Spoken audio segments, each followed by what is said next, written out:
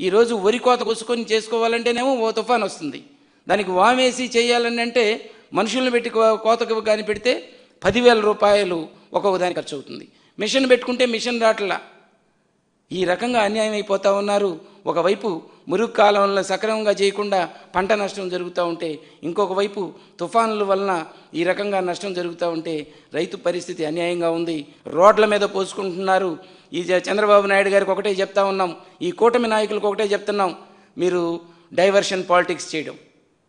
అదేమంటే తిరుపతి లడ్డు అంటారు, లేకపోతే మీరు మద్యం చేసి మీరు అందులో అక్రమంగా చేసి ఎవరి మీదో తొయ్యాలని చెప్పేసి చూస్తూ ఉన్నారు. ఈ విధానం కాదు. రైతులకు అండగా ఉండండి. రేపటి నుంచి మేమందరం బయట తిరుగుతూ ఉంటాం, గ్రామాల్లో తిరుగుతూ ఉంటాం. ఇప్పుడు మేము రైతుల కోసం, రైతులకు అండగా ఉండడానికి మేము సిద్ధంగా ఉన్నాం.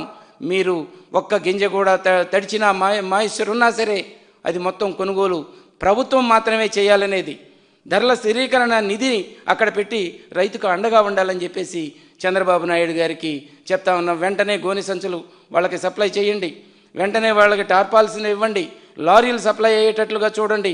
మీరు కొనుగోలు కేంద్రాలు ఏదైతే మిల్లర్లు ఉన్నారో వాళ్ళందరూ కూడా వాళ్ళ దగ్గర నుండి తీసుకునే విధంగా వాళ్ళని చేయాల.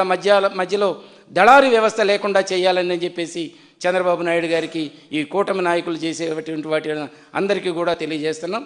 మీ ద్వారా రైతులకి ఈ యొక్క వరి ధాన్యాన్ని ప్రభుత్వం కొని వాళ్ళు సంతోషంగా ఉండేటట్లుగా చేయాలనే దాన్ని కోరుతా ఉన్నాం. Thank you.